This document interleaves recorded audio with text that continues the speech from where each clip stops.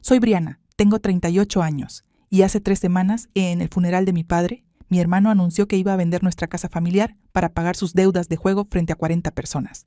Mi madre asintió. Ella realmente asintió y dijo, tu papá lo entendería, y tu hermana puede encontrar otro lugar. Me quedé allí de pie, rodeado de parientes que no me miraban a los ojos, sintiendo como si me hubieran abofeteado en medio de una habitación llena de gente. Pero aquí está la cosa. No lo sabían.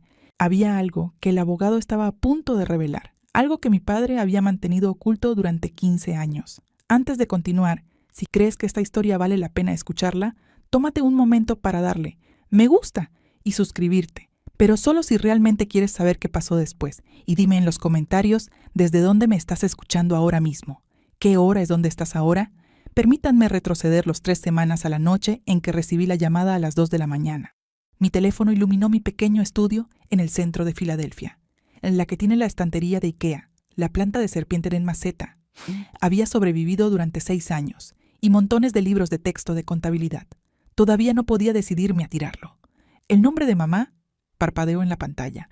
Tu padre se desplomó. Está en el monumento a Jefferson. Vamos, ya.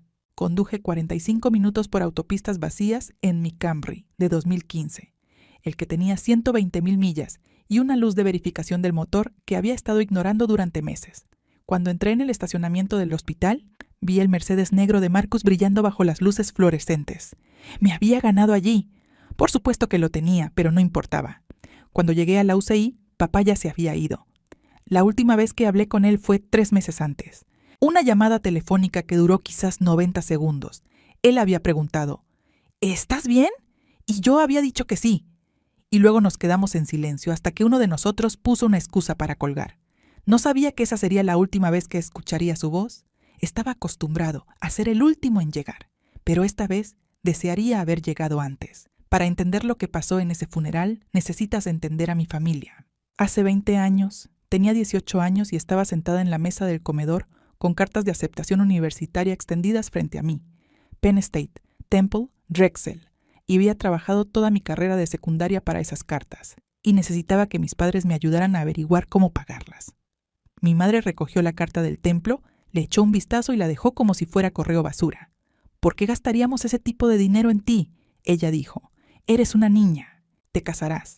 Tendrás hijos. Tu marido te mantendrá. Así es como funciona. Miré a mi padre. Estaba mirando fijamente su taza de café, con la mandíbula tensa, sin decir nada. Ese mismo año, Marcus, 3 años mayor que yo y ya estudiante de 2º año en Villanova, lo tuvo todo servido en bandeja. No becas, solo cheques de nuestros padres. Le habían comprado un Honda Accord para su trayecto diario. Le habían alquilado un apartamento cerca del campus para que no tuviera que lidiar con la vida en la residencia. Tengo una lista de trabajos que contratan a jóvenes de 18 años, así que lo descubrí por mi cuenta. Solicité todas las becas que pude encontrar, obtuve suficientes para cubrir el 70% de la matrícula en Temple, y trabajé en 2 empleos a tiempo parcial, las tardes de entre semana en un centro de llamadas y los fines de semana en una cafetería, para cubrir el resto. 4 años durmiendo 5 horas por noche, comiendo ramen porque la compra era un lujo, viendo a mis compañeros ir a fiestas mientras yo hacía turnos extra. Me gradué con un promedio de 3,8 y una licencia de contador público certificado que ahora cuelga en mi pequeño apartamento. Me gané cada letra de eso. Por eso también dejé de hablarle a mi familia durante 2 años después de graduarme. No podía mirarlos sin sentir el peso de todo lo que me habían negado. Los hijos son los pilares de la familia. Mi madre solía decir, las hijas son solo invitadas que pasan por la vida. Escuché esa frase tantas veces que empecé a creerla. La mañana después de que papá murió, conduje de vuelta a la casa donde crecí por primera vez en 3 años. Era una casa de estilo colonial con 4 dormitorios en los suburbios de Filadelfia, construida en 1985, con un porche envolvente y un patio trasero donde solía atrapar luciérnagas. El vecindario era de esos donde la gente ponía banderas americanas en sus buzones y se conocían por sus nombres. Clase media alta respetable, el telón de fondo perfecto para una familia que parecía perfecta desde fuera. Marcus estaba esperando en la puerta principal cuando llegué. Me abrazó rápido, con un brazo, como se abraza ante alguien a quien estás obligado a reconocer, pero no quieres tocar particularmente. ¿Cuánto tiempo, hermana?, dijo. ¿Te ves cansado? No respondí. Estaba demasiado ocupado notando la bolsa de lona Louis Vuitton en el pasillo, los palos de golf apoyados contra la pared, los mocasines Gucci alineados junto a las escaleras. Marcus había estado desempleado durante 8 meses.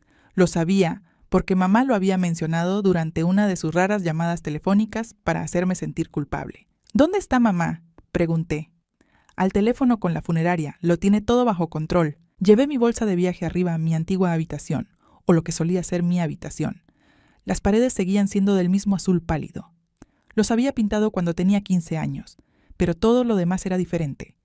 Mi cama había desaparecido, reemplazada por el desbordamiento de Marcus, más equipaje de diseño, cajas de zapatos, un televisor de pantalla plana, aún en su embalaje. Mi habitación de la infancia se había convertido en el trastero de mi hermano. Me quedé de pie en la puerta mirando el montón de cosas caras que pertenecían a un hombre que supuestamente no tenía dinero, y sentí algo frío asentarse en mi pecho. No pregunté por qué mi habitación se había convertido en su armario. Algunas preguntas se responden solas. El funeral estaba programado para 5 días después, según los deseos de mi padre. Sencillo, en Peterson & Sons, la funeraria local por la que pasaba todos los días de camino al trabajo. Yo me encargué de la logística. Llamé al director de la funeraria, escribí el obituario, contacté a parientes con los que no había hablado en años. Organicé las flores, confirmé el catering key y me aseguré de que los programas se imprimieran con la foto correcta, la de papá de hace 10 años, antes de que empezara a aparecer cansado todo el tiempo. Marcus manejó la simpatía. Cada vez que un vecino se acercaba con una cazuela, él aparecía en la puerta con su dolor ensayado, aceptando las condolencias como un político que trabaja entre la multitud. Muchas gracias por pensar en nosotros, diría, con la mano en el hombro de ellos, la voz embargada por la emoción. A mi padre le habría gustado, pero a puerta cerrada. Las cosas eran diferentes. Lo noté el tercer día. Mamá y Marcus seguían teniendo conversaciones susurradas en la sala de estar. Conversaciones que se interrumpían abruptamente cada vez que yo entraba. Recogería fragmentos después del funeral y los bienes raíces y los manejaría rápidamente. En la cuarta noche, pasaba por la cocina cuando escuché a Marcus hablando por teléfono. Lo sé, decía, con la voz tensa por algo que sonaba a miedo. Lo tendré pronto después de esta semana. Solo dame hasta que me vio y colgó inmediatamente. ¿Quién era?, pregunté. Nadie. Cosas de trabajo. No había trabajado en 8 meses. No lo forcé, pero lo guardé en mi mente. Otra pieza de un rompecabezas que aún no entendía. Esa noche me acosté en la habitación de invitados mirando al techo, preguntándome qué era lo que mi hermano estaba tan desesperado por pagar y por qué su miedo parecía más grande que su dolor. La noche antes del funeral no pude dormir, así que hice lo que siempre hago cuando no puedo calmar mi mente. Organicé. Papá tenía una pequeña oficina en el sótano, una habitación desordenada con un escritorio de madera y archivadores de los años 90. Nadie lo había tocado desde que se enfermó. Pensé que al menos podría empezar a ordenar las cosas, hacerme útil de una manera que no me obligara a hablar con nadie. El primer archivador estaba lleno de declaraciones de impuestos y facturas de servicios públicos que databan de décadas atrás. La segunda contenía fotografías antiguas, boletas de calificaciones, las mías y las de Marcus, y una carpeta etiquetada como documentos importantes. Dentro, encontré mi certificado de nacimiento, algunas fotos mías de bebé y una sola hoja de papel con un logo que no reconocí. Farwell Family Holdings LLC, de fecha 2009. Lo miré fijamente. El documento era una especie de acuerdo operativo, denso en lenguaje legal.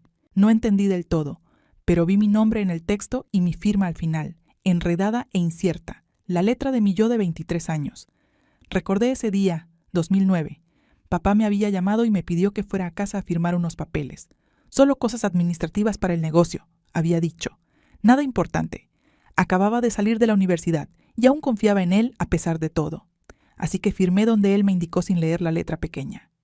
Lo había olvidado por completo hasta ahora. Deslicé el papel en mi bolso, planeando preguntarle a mamá sobre él más tarde. Cuando la encontré en la cocina a la mañana siguiente y mencioné Farwell Family Holdings, hizo un gesto despectivo con la mano.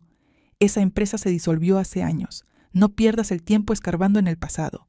Así que no lo mencioné de nuevo, pero guardé el papel. Algo me dijo que lo hiciera. El funeral fue un jueves, gris y frío, el tipo de día de noviembre que hace que todo se sienta más pesado.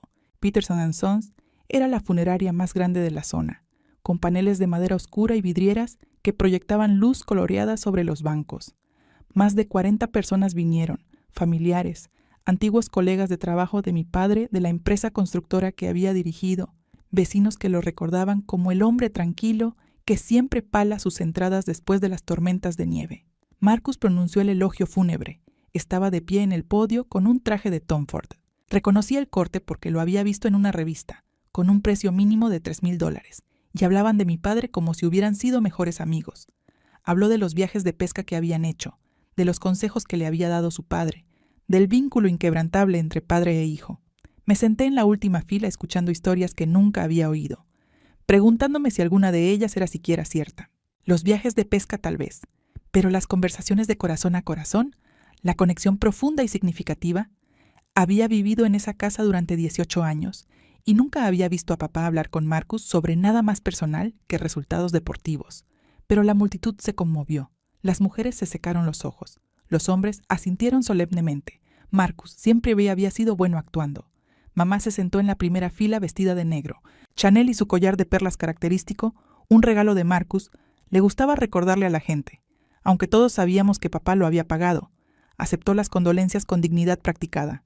La viuda afligida que tenía todo bajo control. Nadie vino a ver cómo estaba. Nadie preguntó cómo estaba aguantando. Yo era solo ruido de fondo, la hija que había estado fuera demasiado tiempo para importar. No sabía que el elogio fúnebre era solo el acto de apertura. La verdadera actuación estaba por venir. Después de la oración final, la mayoría de la gente comenzó a recoger sus abrigos para irse, pero Marcus volvió al podio y se aclaró la garganta. Si pudiera tener la atención de todos por un momento más. La habitación se silenció. Vi a mamá sentirle desde su asiento, un gesto diminuto, casi imperceptible, como un director que da la señal a un actor. Nuestra familia ha estado discutiendo qué hacer en el futuro. Marcus dijo, con la misma emoción ensayada que había mostrado en el elogio fúnebre. Y hemos tomado una decisión difícil. Vamos a vender la casa familiar. Murmullos recorrieron la multitud. La tía Patricia, la hermana de papá, se llevó una mano al pecho. La casa en Maple. A Richard le encantaba esa casa. Lo sé, dijo Marcus, sacudiendo la cabeza con lo que parecía un pesar genuino. Pero es hora de un nuevo comienzo. Mamá no quiere estar allí sola, rodeada de recuerdos. Y francamente, el mantenimiento es demasiado para que ella lo maneje sola.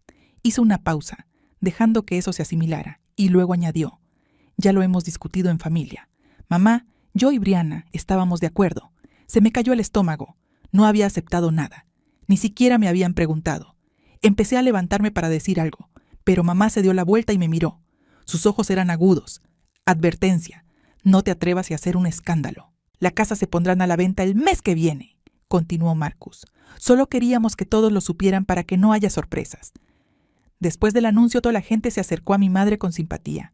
Una decisión tan difícil, Richard lo entendería. Tienes que hacer lo que sea mejor para la familia. Nadie me preguntó qué pensaba. Me quedé paralizado en la parte trasera de la habitación, viendo cómo vendían la casa de mi infancia en el funeral de mi padre, y no dije una palabra. Pero Marcus no había terminado. Miró hacia mamá y ella se levantó de su asiento como si también hubieran ensayado esto. Quiero añadir algo, dijo, alisando su vestido negro mientras caminaba hacia el frente. Sé que algunos de ustedes podrían estar preguntándose sobre la situación de Brianna. Mi cara se puso caliente. 40 pares de ojos se volvieron hacia mí. Brianna es una mujer joven fuerte e independiente, continuó mamá. Su tono era el mismo que usaba cuando explicaba por qué no podíamos permitirnos algo que no quería comprar. Tiene un buen trabajo, su propio apartamento. Se mudó hace años y construyó su propia vida. Richard estaría orgulloso de eso. Hizo una pausa, inclinando la cabeza con una sonrisa triste. Ella no necesita la casa. No como lo hace Marcus. Ha tenido algunos contratiempos. Necesita apoyo familiar ahora mismo. Estoy seguro de que todos entienden. Alguien en la multitud, creo que era la tía Dorothy, susurró. Bueno, sí los abandonó durante años. Tu papá lo entendería, dijo mamá, mirándome directamente ahora. Tu hermana puede encontrar otro lugar. Sentí que las palabras caían como un golpe físico. Acababa de decirle a toda nuestra familia extendida que yo no merecía nada, que era una ocurrencia tardía, que lo que le pasara a mi casa de la infancia no era asunto mío. Una prima lejana llamada Bárbara se inclinó hacia mí. Sabes que tu madre tiene razón, cariño. Te has hecho un nombre. Marcus necesita la ayuda más que tú. Quería gritar, quería contarles sobre las becas. Tuve que luchar por los trabajos que tuve, por los años que pasé construyendo algo de la nada, mientras Marcus agotaba todos los recursos que tenían nuestros padres. Pero no lo hice. Me quedé allí parado sintiéndome más pequeño que en años y no dije nada. Después del servicio me fui afuera, mientras todos los demás se quedaban a socializar. Tintaste. El aire de noviembre era amargo, pero lo necesitaba. Necesitaba respirar algo que no se sintiera como traición. A través de la ventana, vi a Marcus estrechar la mano de un hombre con un traje gris a medida. Intercambiaron tarjetas de presentación. El hombre le entregó a Marcus una carpeta con el logotipo de una agencia inmobiliaria en la portada.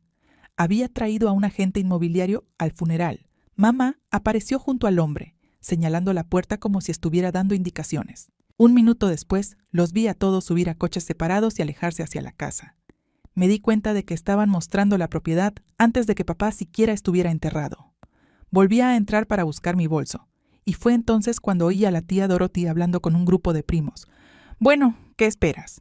Brianna los abandonó, no llamó, no la visitó en años y ahora quiere aparecer y reclamar algo. La sangre no funciona así. Me quedé helado en el pasillo, escondido tras una columna, y escuché. Su pobre madre. Alguien más añadió, teniendo que lidiar con una hija así además de perder a su marido.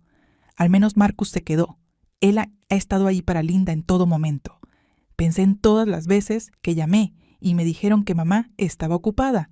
Todas las vacaciones que me ofrecía ir a casa, solo para que me dijeran, este año lo haremos pequeño. Todas las formas en que intenté reconstruir puentes seguían quemándose. De camino a la salida, noté algo nuevo en el césped delantero de la funeraria. Un cartel inmobiliario con una pancarta de próximamente. Lo habían planeado desde hacía tiempo, y a nadie se le ocurrió decírmelo. Tomé una foto del letrero. Evidencia, me dije, aunque aún no sabía para qué. Esa noche intenté hablar con ellos. La casa estaba tranquila. La mayoría de los parientes habían regresado a sus hoteles o a sus propias casas, dejándonos solo a nosotros tres en la sala de estar. Mamá en el sillón de cuero de papá. Marcus se desplomó en el sofá. Yo parado en la puerta como un visitante en mi propia casa de la infancia. Necesito preguntarte algo. Dije sobre vender la casa. Mamá levantó la vista de su teléfono. ¿Qué pasa con eso? Dijiste que todos estuvimos de acuerdo. No lo hicimos. Nadie me preguntó nada. Marcus se rió. Un sonido corto y despectivo. Vamos, Bri. No has sido parte de esta familia en años. ¿Qué te importa lo que le pase? Me importa porque es la casa de nuestra familia. Porque papá murió hace 4 días y ya se lo estás mostrando a los compradores. Porque tengo tanto derecho a ser parte de esta decisión como cualquiera de ustedes. La expresión de mi madre se endureció. No tienes derecho. Te fuiste. No llamaste. No visité. No ayudó cuando tu padre estaba enfermo. Y ahora quieres aparecer y exigir tener voz y voto. Llamé. Dijiste que no me necesitabas. No necesitábamos tu culpa. Necesitábamos tu presencia. Marcus se incorporó, mirándome con una expresión que era casi de lástima. Mira, voy a ser honesto contigo. Necesito el dinero de esta casa. Tengo deudas de inversión, muchas, y si haces un escándalo por esto, le diré a todos exactamente qué tipo de hija has sido. Cómo cortaste a papá durante 2 años. Cómo le rompiste el corazón. Se me cerró la garganta. Esa fue mi vergüenza más profunda. Los años que me negué a hablar con papá y Marcus simplemente lo habían convertido en un arma. Estoy tratando de ayudar a la familia, dijo. Estás tratando de destrozarlo. Salí de la habitación sin decir otra palabra, pero no salí de la casa. Aún no. Sé lo que probablemente estás pensando ahora mismo. ¿Por qué no me defendí? ¿Por qué no llamé a un abogado en ese mismo momento? Pero aquí está lo que tienes que entender. Esta era mi familia, mi madre, mi hermano. Las personas de las que había pasado toda mi infancia tratando de ganarme el amor. Alejarme de ellos ya había roto algo dentro de mí una vez. No estaba listo para hacerlo de nuevo. Si alguna vez has estado en una situación como esta, donde defenderte significaba perder a todos los que conocías, deja un comentario abajo. Dime que no estoy solo, y si quieres saber qué pasó después, quédate conmigo. 3 días después del funeral, mamá convocó otra reunión familiar, esta vez en casa para discutir la herencia, dijo. Así que todos estamos en la misma página. 15 personas se apiñaron en el comedor. Tía Dorothy, tío Frank, mi abuela por parte de mamá, varios primos que apenas reconocí. La habitación se sentía más pequeña de lo que recordaba, llena de cuerpos y opiniones, y el peso de las decisiones que se tomaban sin mí. Mamá estaba de pie en la cabecera de la mesa, con una pila de papeles frente a ella. Marcus se sentó a su derecha, con los brazos cruzados, mirándome como si fuera un problema que hubiera que gestionar. Aquí está la situación, comenzó mamá. Richard no dejó una herencia complicada. La casa es el principal activo, con un valor de alrededor de 800,000. Mi plan es venderlo, pagar las deudas pendientes y usar el resto para mantenerme en mi jubilación. ¿Y Brianna?, preguntó la abuela. Ella fue la única que me miró con algo más que juicio. Brianna tiene su propia carrera, dijo mamá con suavidad. Ella no necesita apoyo. Se mudó hace años, construyó su propia vida. Estoy orgulloso de ella por eso. Pero sigue siendo tu hija, abuela Preset. La hija de Richard, la tía Dorothy, la hermana de mamá, intervino. Con el debido respeto, madre, Brianna no ha estado precisamente presente. Cortó lazos con esta familia. No puedes irte y luego volver con la mano extendida. No estoy pidiendo nada, dije. Estoy pidiendo ser incluido en las decisiones sobre la propiedad de mi propia familia. Estás incluido, dijo Marcus con una sonrisa fina. Estás sentado justo aquí, ¿verdad? La habitación se estremeció con risas incómodas. Sentí que se me enrojecía la cara. Nadie me defendió. Ni una sola persona en esa mesa se atrevió a decir que yo merecía tener voz. La abuela me miró y desvió la mirada con los labios apretados. El verdadero propósito de la reunión quedó claro 1 hora después. Marcus deslizó un documento por la mesa hacia mí. El encabezado decía: renuncia de interés en la propiedad de la herencia. ¿Qué es esto?, pregunté. Es simple, dijo mamá. Firma esto y renuncias formalmente a cualquier reclamo sobre la casa o los ingresos de su venta. Protege a todos, mantiene las cosas limpias. Me quedé mirando el papel. ¿Quieres que renuncie a mi herencia? No estás renunciando a nada, dijo Marcus. Papá no te dejó nada en su testamento. Esto solo lo hace oficial para que podamos avanzar sin complicaciones. ¿Cómo sabes lo que me dejó papá? Marcus intercambió una mirada con mamá. Hicimos revisar el testamento por un abogado. La casa es para mamá. ¿Eso es todo? Esto es solo papeleo. Si ya no tengo ningún reclamo, ¿por qué necesitas que firme? Su mandíbula se tensó. Porque queremos que esto se haga rápido. El comprador está listo. No necesitamos que una hija distanciada aparezca dentro de 6 meses, reclamando que merece una parte. Y si no firmo, mamá se inclinó hacia adelante. Entonces le diré a todos en esta habitación y a todos los que no estuvieron aquí exactamente qué tipo de hija has sido. Cómo abandonaste a tu padre durante 2 años cuando más te necesitaba. Cómo le rompiste el corazón. La misma amenaza que había hecho Marcus. Claramente se habían coordinado. «Firma el papel, Brianna», dijo el tío Frank. «No lo hagas más difícil de lo que tiene que ser». Todos me miraban fijamente, esperando. Recogí el bolígrafo, el Mont Blanc de papá. Me di cuenta de que el que le había regalado para su aniversario de 20 años de trabajo, y lo mantuve sobre la línea. Entonces lo dejé. Necesito tiempo para pensar, dije. La sonrisa de Marcus desapareció. Tienes 24 horas. Conduje de vuelta a mi apartamento esa noche, sintiendo que ya había perdido. El estudio se sentía más vacío de lo habitual. Me senté en mi sofá de segunda mano a oscuras, con las farolas proyectando largas sombras a través de la ventana, y repasé mis opciones. Podría firmar el documento, renunciar a cualquier reclamo. Podría haberlo hecho, alejarme, dejarles la casa. Sería más fácil. No más reuniones familiares, no más acusaciones, no más hacerme sentir como si no perteneciera. Oh, pero algo en mí se negó. Tal vez fue orgullo, tal vez fue tan el recuerdo de todas esas noches. Había trabajado turnos dobles para pagar un título que mis padres se negaron a financiar. Tal vez fue la forma en que mamá le anunció a 40 personas que yo no importaba. O tal vez era el papel en mi bolso, el que tenía un logo que no reconocí. Farwell Family Holdings LLC.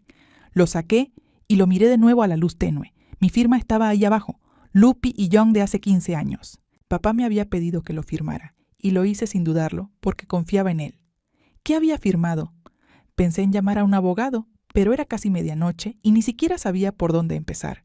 Entonces recordé que el programa del funeral de papá mencionaba un nombre.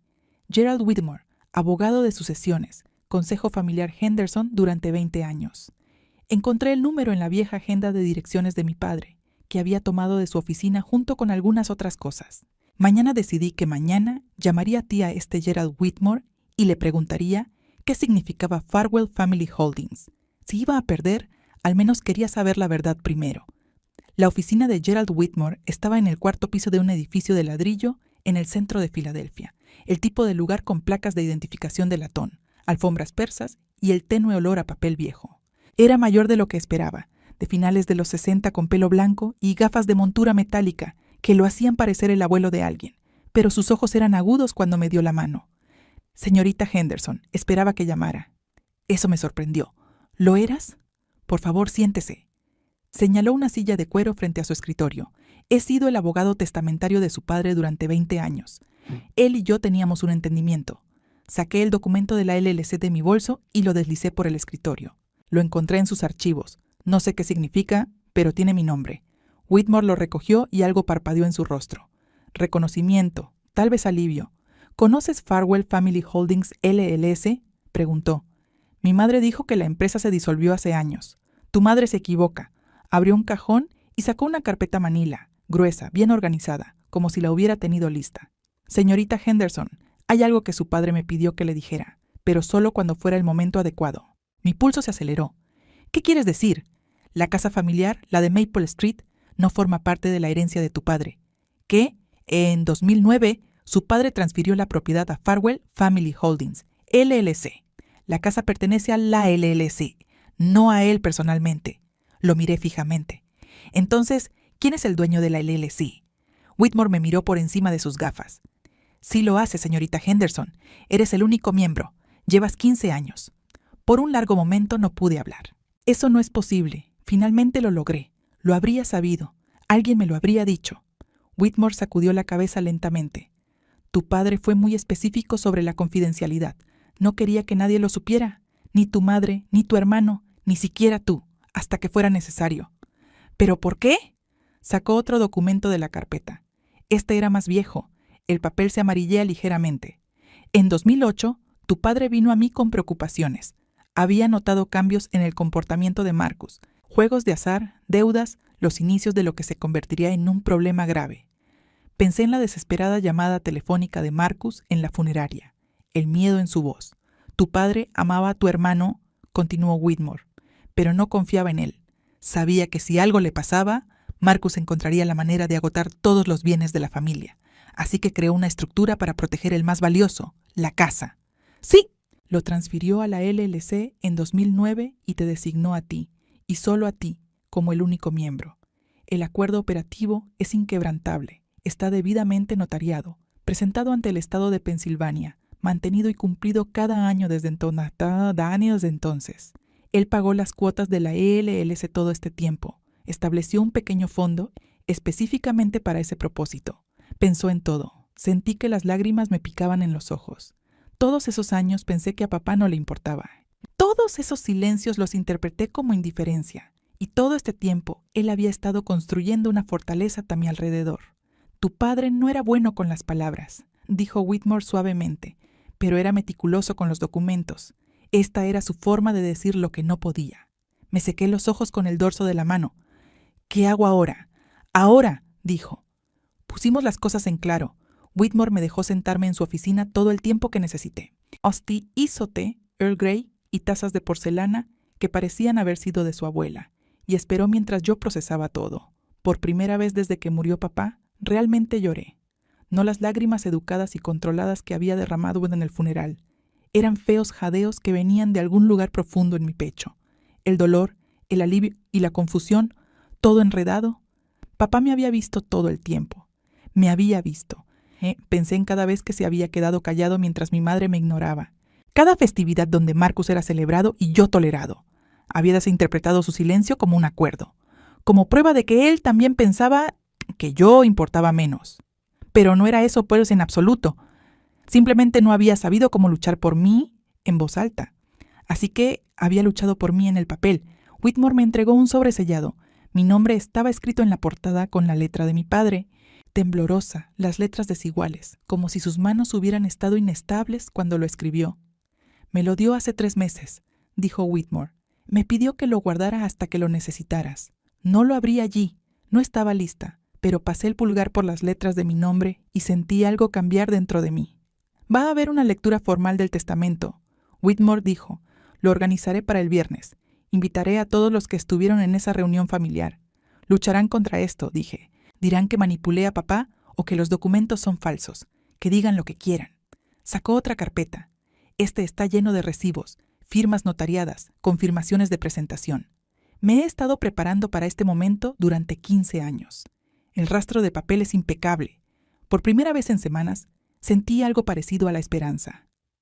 ¿Cómo quieres manejar esto? Whitmore preguntó. Para entonces ya había dejado de llorar. El té se había enfriado, pero mi mente estaba más clara que en días. Podría decírselo en privado, dije. Lleva a mamá y a Marcus a un lado. Explícales la situación. Evita un espectáculo público. Podrías, Whitmore estuvo de acuerdo. Ese ciertamente sería el enfoque más diplomático. Pero no me dieron esa cortesía. Pensé en el anuncio del funeral, en la reunión familiar, en la forma en que intentaron humillarme para someterme frente a todos con los que había crecido. Eligieron hacer esto públicamente para hacerme parecer la hija ingrata frente a 40 personas. Así que, ¿te gustaría aclarar las cosas en el mismo lugar? Me gustaría que la verdad saliera a la luz de la misma manera que salieron las mentiras. Whitmore asintió lentamente. Programaré la lectura formal del testamento para el viernes a las 10 de la mañana. Invitaré a todos los que estuvieron en esa reunión. Tu madre, tu hermano, tus tías, tus tíos, tu abuela, ellos esperarán que sea un procedimiento de rutina. ¿Necesitarás algo de mí? Solo estate ahí. Trae el documento original que encontraste. Yo me encargo del resto. Hizo una pausa y luego añadió. Hay alguien más que podría ser útil. Patricia Callahan. Ella fue la contadora de tu padre durante años. Ella fue testigo de la formación original de la LLC. Si tu familia cuestiona la legitimidad de los documentos, ella puede corroborarlo todo. Ella está dispuesta a hacer eso. Ha estado esperando para hacer eso. Siempre le gustó, señorita Henderson, y conocía las verdaderas intenciones de su padre. Salí de la oficina de Whitmore con algo que no había sentido en mucho tiempo. Certeza. No iba a luchar esta batalla gritando, llorando o suplicándoles que me vieran. Iba a dejar que el papeleo hablara por sí solo.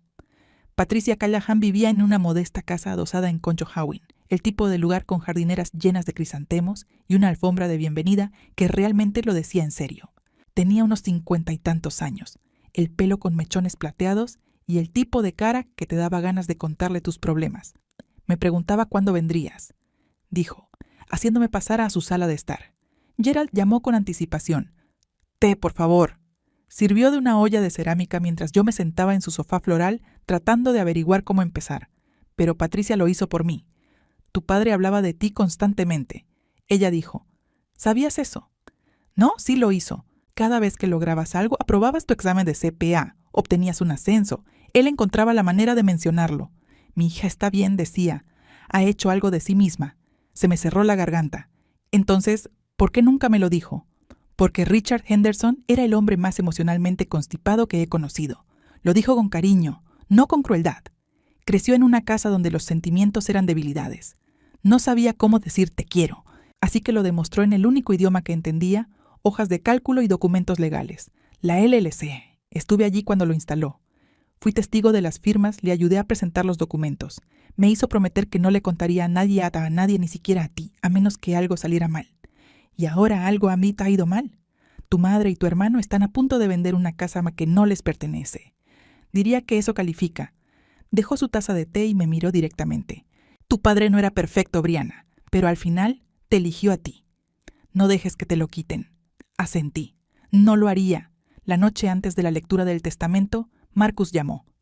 Se acabaron las 24 horas, dijo. ¿Has tomado tu decisión? Estaba sentado en mi cama. La carta de mi padre sigue sin abrir en mi mesita de noche. Estaré leyendo mañana. Bien. Pude oír la sonrisa en su voz. Trae un bolígrafo. Terminaremos esto y todos podrán seguir adelante. Te veo allí, Marcus. Después de colgar, mamá llamó. Su tono era diferente, más suave, casi suplicante. Brianna, sé que las cosas han sido difíciles entre nosotros, pero necesito que entiendas que esto no se trata de alejarte. Se trata de supervivencia. Marcus se ha metido en problemas, y si no lo ayudamos, la gente saldrá lastimada. ¿Qué tipo de problema? Ella vaciló. Debe dinero a gente peligrosa. Mucho dinero, más de 300,000, quizás más cerca de 350. Ya le di todo lo que había ahorrado. La casa se suponía que era el último recurso. Así que ese era el número real, $340,000 en deudas de juego. Mi hermano se había vaciado persiguiendo vientos que nunca llegaban. Lamento que Marcus esté pasando por dificultades, dije, pero vender. La casa de mi padre, mi casa, no lo va a arreglar. Solo le permitirá seguir adelante. No entiendes. Entiendo perfectamente. Te veo mañana, mamá. Colgué y finalmente abrí la carta de mi padre. Su letra era temblorosa, las palabras desiguales, pero el mensaje era claro. Brianna, sé que tu madre y tu hermano no te han tratado con justicia. Lamento no haber tenido nunca el coraje de decirlo en voz alta. No fui un buen padre, pero intenté dejarte algo que no pudieran quitarte. Eres la única persona en quien confío con lo que importa. Papá. Doblé la carta cuidadosamente y la metí en el bolsillo de mi blazer. Mañana no tendría que decir mucho, el papel hablaría por sí solo. Viernes por la mañana, 10 de la mañana. Oficina de Gerald Whitmore. La sala de conferencias era más grande que su oficina privada, con una mesa de caoba lo suficientemente larga para 12 personas y pinturas al óleo de monumentos de Filadelfia en las paredes. Una araña de cristal colgaba sobre la cabeza, proyectando una luz prismática sobre la madera pulida. Llegué a las 9:45 y encontré a Whitmore ya preparando, carpetas dispuestas en su asiento, un vaso de agua en cada lugar, el proyector de diapositivas listo en caso de que necesitara mostrar documentos. ¿Estás listo?, preguntó. Como siempre lo seré. La familia empezó a llegar a las 9:55. Mamá llegó primero, vestida de negro de nuevo, esta vez con un vestido de diseñador que no reconocí, con el collar de perlas brillando en su garganta. Apenas me miró, antes de sentarse en el extremo opuesto de la mesa. Marcus entró 15 minutos tarde porque por supuesto lo hizo. Llevaba puesto el traje de Tom Ford de nuevo, recién planchado, como si se tratara de una reunión de negocios donde esperaba cerrar un trato. Le dio una palmada a Whitmore en el hombro como si fueran viejos amigos. «Gracias por armar esto, Jerry. Hagámoslo rápido». «Sí». El tío Frank, la tía Dorothy, la abuela y un puñado de primos entraron en fila detrás de él. El mismo elenco de personajes de la reunión familiar, aquí para presenciar lo que asumieron sería mi derrota final. Marcus me miró desde el otro lado de la mesa y me guiñó un ojo. De hecho, me guiñó un ojo como si estuviéramos compartiendo una broma. «¿Trajiste un bolígrafo esta vez?», él preguntó. No respondí. Acababa de alisar mi blazer azul marino, el mismo que usaba para reuniones importantes con clientes, el que había comprado con mi propio dinero después de mi primer ascenso, y esperé. Whitmore cerró la puerta y tomó su lugar a la cabeza de la mesa. ¿Empezamos? Tengo que hacer una pausa aquí por un segundo porque este es el momento que he estado esperando toda mi vida. No por venganza. Quiero ser claro al respecto. No estaba sentado en esa sala de conferencias o soñando con hacer sufrir a mi familia. Estaba esperando ser vista, ser reconocida, para que finalmente, después de 32 años, alguien se pusiera de pie y dijera que yo importaba. Si alguna vez te has sentido invisible en tu propia familia, como si no importara lo que lograbas, nunca fuera suficiente, entonces sabes exactamente cómo me sentí en esa silla. Dale me gusta y comenta si sigues conmigo y mantente cerca. Lo que pasó después lo cambió todo. Whitmore comenzó con las formalidades estándar, confirmando la identidad de todos, explicando el propósito de la lectura, esbozando la estructura básica de la herencia de papá. El testamento de Richard Henderson es sencillo, dijo, pasando páginas en su carpeta. Los efectos personales se distribuirán entre los miembros de la familia a discreción de la señora Henderson. Su vehículo, un Honda Accord 2018, va para Marcus. Sus cuentas de ahorro, que suman aproximadamente $47,000, van a su esposa, Linda. Mamá asintió, pareciendo satisfecha. Marcus se reclinó en su silla con el aire de alguien que ve a un caballo por el que apostó tomar la delantera. «Ah, ¿y la casa? ¿La tía Dorothy impulsó la propiedad de Maple Street?» Whitmore hizo una pausa. Se quitó las gafas, las limpió con su corbata y se las volvió a poner. Un gesto que más tarde me daría cuenta de que era completamente deliberado. «Con respecto a la casa», dijo lentamente, «hay un problema». La habitación se quedó en silencio. Marcus se enderezó más. «¿Qué tipo de problema?», mamá preguntó. «La propiedad en Maple Street no forma parte de la herencia personal del señor Henderson». «Eso es ridículo», dijo Marcus. «Fue dueño de esa casa durante 30 años. Vivió en esa casa durante 30 años», corrigió Whitmore. «Pero la propiedad se transfirió en 2009. La propiedad es propiedad de una sociedad de responsabilidad limitada llamada Farwell Family Holdings, LLC». Vi cómo la sangre se le iba de la cara a mi madre. Marcus parecía confundido, como si alguien hubiera empezado a hablar un idioma que no entendía. «¿Qué diablos es Farwell Family Holdings?», él exigió. Whitmore sacó una carpeta gruesa de debajo de sus notas. En la portada, con la letra ordenada de mi padre, había una etiqueta que decía «Documentos de propiedad». «No destruir». Creo que Whitmore dijo, «Necesitamos discutir la estructura corporativa que tu padre implementó hace 15 años». Whitmore extendió los documentos uno por uno como un croupier, extendiendo cartas sobre una mesa. En 2009, Richard Henderson transfirió la propiedad de Maple Street a una sociedad de responsabilidad limitada. La LLC se formó correctamente. La transferencia se registró legalmente en el condado, y todos los impuestos y tarifas se han pagado cada año desde entonces. así que la empresa es dueña de la casa, dijo Marcus. Bien, ¿quién es el dueño de la empresa? El acuerdo operativo especifica un único miembro, una persona con control total sobre la LCG y todos sus activos. Whitmore me miró. Todas las cabezas en la habitación se volvieron para seguir su mirada. Esa persona es Brianna Henderson. El silencio duró exactamente 3 segundos. Entonces Marcus salió disparado de su silla. Su rostro pasó de pálido a rojo en un instante. Ella lo manipuló. Ella lo consiguió cuando él estaba enfermo y confundido. Los documentos se ejecutaron en 2009, dijo Whitmore con calma. Tu padre tenía 53 años y gozaba de perfecta salud. Las firmas fueron notariadas por un notario público autorizado y presentadas por su contador, quien está preparado para testificar sobre su competencia mental en ese momento. No lo creo. Marcus tomó uno de los documentos y lo escaneó, con las manos temblorosas. ¡Esto es fraude! Esta es la elección de tu padre, dijo Whitmore, hecho deliberadamente, mantenido cuidadosamente y legalmente vinculante. Mamá finalmente habló, su voz apenas por encima de un susurro. Nunca me lo dijo. 25 años de matrimonio, y nunca dijo una palabra. Me pidió que lo mantuviera confidencial. Honré esa solicitud. Me senté muy quieto, sintiendo el peso de 40 años de dinámica familiar en tiempo real. Mis tías me estaban mirando fijamente. Mi abuela tenía lágrimas en los ojos, y mi hermano parecía que quería volcar la mesa. La casa vale casi $900,000, dijo Marcus. Pertenece a la familia. Pertenece a la LLC, respondió Whitmore, y la LLC es de tu hermana. Mamá volvió hacia mí con una expresión que nunca había visto antes, una mezcla de traición y desesperación que la hacía parecer mayor de sus 67 años. «Lo sabías», dijo. «Todo este tiempo lo sabías». «Oh, me enteré hace 3 días», dije, «después de que anunciaste en el funeral de papá que podía encontrar otro lugar». «No te atrevas», comenzó Marcus. «Déjala terminar», dijo la abuela bruscamente.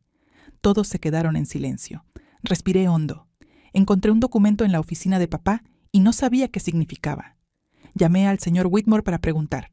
Me dijo la verdad, una verdad que ninguno de ustedes se molestó en compartir, porque ya habían decidido que yo no merecía ser parte de las decisiones de esta familia.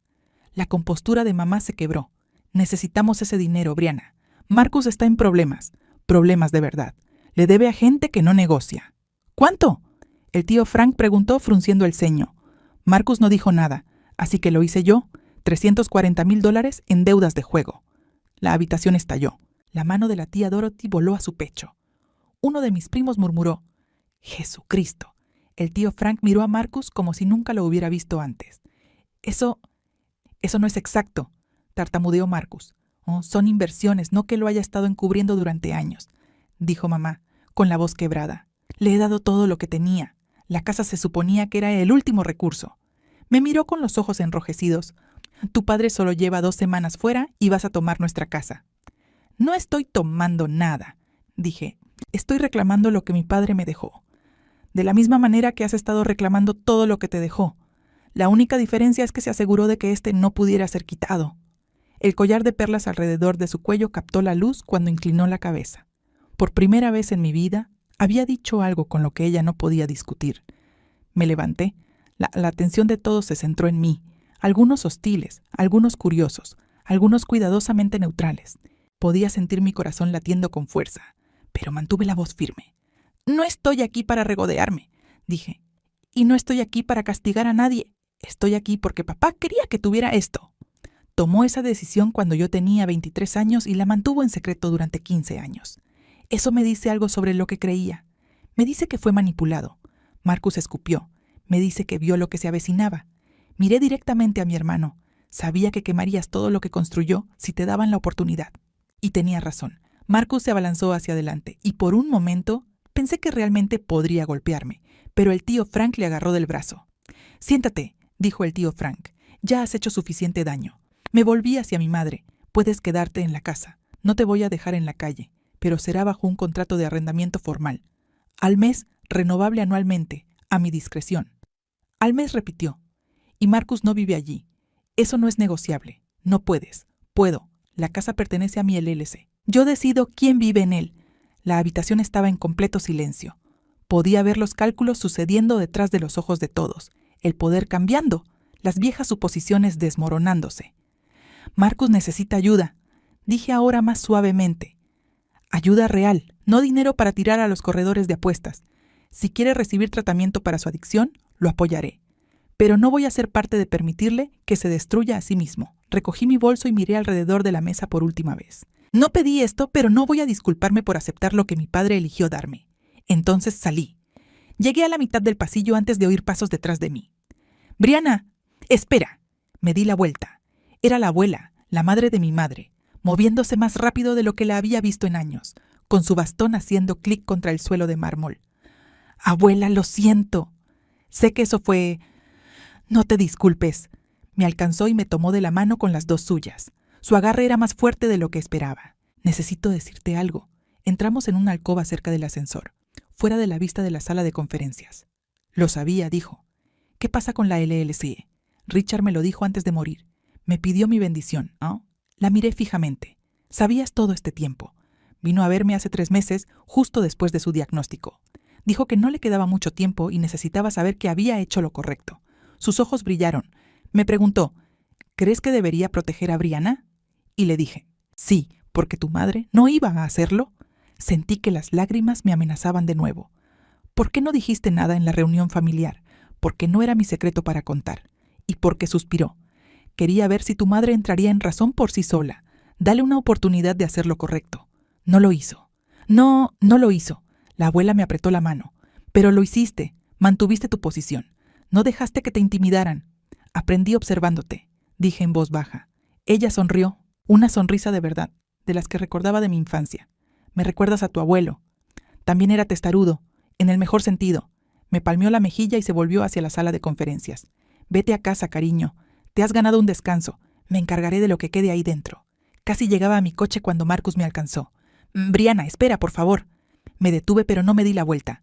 Podía oír su respiración, entrecortada, desigual, como si hubiera estado corriendo. Sé que estás enfadado, dijo. Tienes todo el derecho a estarlo, pero no entiendes lo que está pasando. Entonces, explícalo. Se movió para enfrentarme y por primera vez vi más allá del traje caro y la confianza ensayada. Mi hermano parecía destrozado, con ojeras, manos temblorosas, la desesperación de un hombre que se había quedado sin opciones. La gente hasta la que les debo dinero, dijo, no son pacientes. Han estado enviando gente para que me sigan, dejando notas en mi coche. La semana pasada, alguien me pinchó las llantas. «Marcus, tengo miedo, Bri». Su voz se quebró. Me metí en un lío y seguía pensando que podía recuperarlo. Solo una apuesta más, un juego más, y luego todo estaría bien. Pero nunca lo fue. Y ahora estoy tan hundido que no veo una salida. Miré a mi hermano. Realmente lo miré. El hombre a quien le habían dado todo por lo que yo había tenido que luchar. Que había desperdiciado cada ventaja y aún así esperaba que alguien más limpiara su desastre. Y debajo de todo eso vi al niño que solía jugar a la pelota conmigo en el patio trasero. El adolescente que me acompañaba a la escuela cuando tenía miedo de los niños mayores, antes de que todo saliera mal. «Necesitas rehabilitación», dije. «No dinero». «Lo sé. 90 días mínimo. Un programa real, no un retiro de fin de semana». Asintió sin mirarme a los ojos. «Si haces eso», le dije, «comprométete de verdad a buscar ayuda. Entonces podemos hablar de lo que viene después, pero no antes. Y si no lo hago, entonces te las arreglas solo. Mamá estaba esperando junto a mi coche. Debe haberse escapado por una entrada lateral mientras yo hablaba con Marcus. Su maquillaje estaba corrido. La cuidadosa fachada se disolvió por completo. Parecía más pequeña de alguna manera, como si el dolor y el shock la hubieran comprimido. ¿Me dejó algo?», preguntó en voz baja. «Richard, ¿en esa carpeta suya, algún mensaje, alguna explicación?» Pensé en mentirle, en decirle que papá le había escrito una carta hermosa llena de reconciliación y perdón, pero ella no se merecía una mentira. Ella merecía la verdad. «No», dije, «no te mencionó en absoluto». Se estremeció como si la hubiera golpeado. «¿35 años?» Ella susurró. Le di 35 años de mi vida y lo dejó todo me dejó la casa. Dije no porque me amara más, sino porque sabía que tú y Marcus lo gastarían rápidamente. Y tenía razón.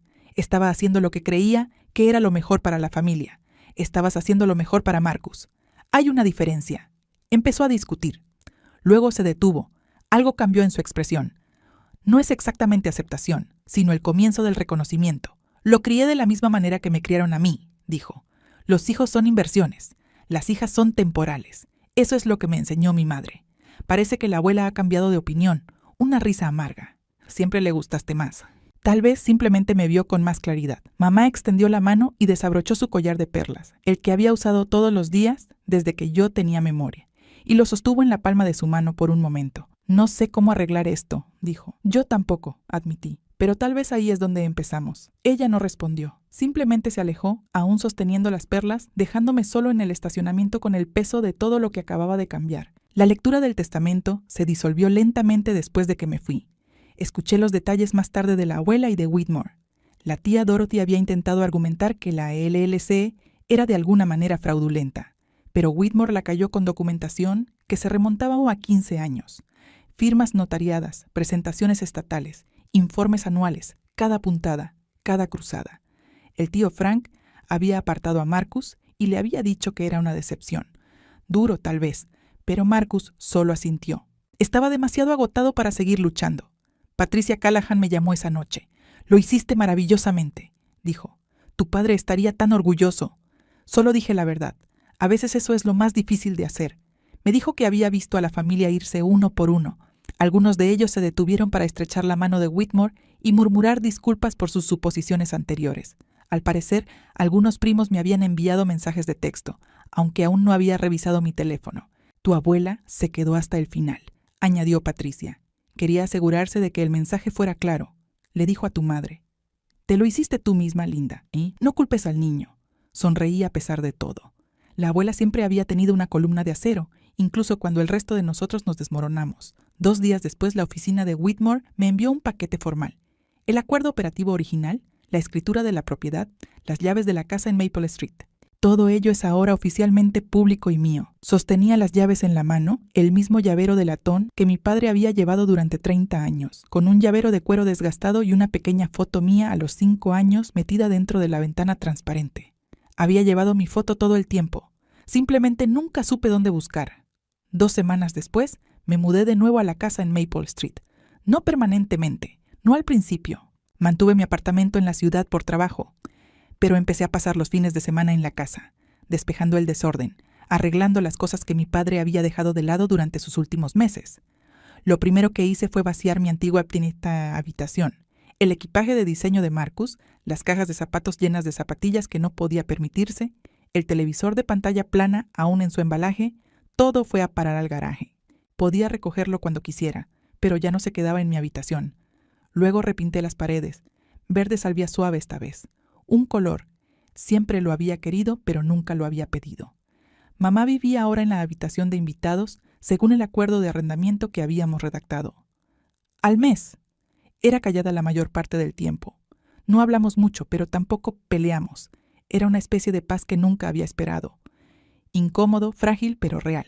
Marcus se internó en un programa de 90 días en Nueva Jersey. Uno de verdad, con terapia grupal, asesoramiento sobre adicciones y sin acceso a su teléfono. No lo visité, pero le envié una carta, solo una línea. Te estoy apoyando. Respondió 2 semanas después. 2 palabras, gracias. Los domingos empecé a cenar con la abuela. Venía con un guiso o un pastel y nos sentábamos en la cocina donde yo solía hacer la tarea. Y ella me contaba historias sobre mi abuelo, el hombre testarudo de quien aparentemente había heredado más de lo que sabía. La casa se sentía diferente ahora, más ligera, como si hubiera estado conteniendo la respiración durante años, esperando a Sheta que alguien la dejara exhalar. Puse flores frescas en la repisa donde estaba la foto de papá. Rosas amarillas, sus favoritas. Anoche me senté en el porche mientras se ponía el sol, sosteniendo una taza de té de jengibre. El mismo tipo papá solía beber todas las noches, aunque nunca lo supe hasta que encontré su taza en el armario. Ya habría leído su carta 100 veces a estas alturas. Las palabras se estaban borrando en los pliegues donde había doblado y desdoblado el papel, pero aún podía distinguir la última línea. Eres la única persona en quien confío con lo que importa. Durante tanto tiempo pensé que mi padre no me amaba. Pensé que su silencio era prueba de que no valía la pena defender, que era invisible para él de la misma manera que lo era para todos los demás en esa casa. Pero lo tenía al revés. Papá no sabía amar en voz alta. Creció en una familia donde las emociones eran debilidades y las acciones lo eran todo.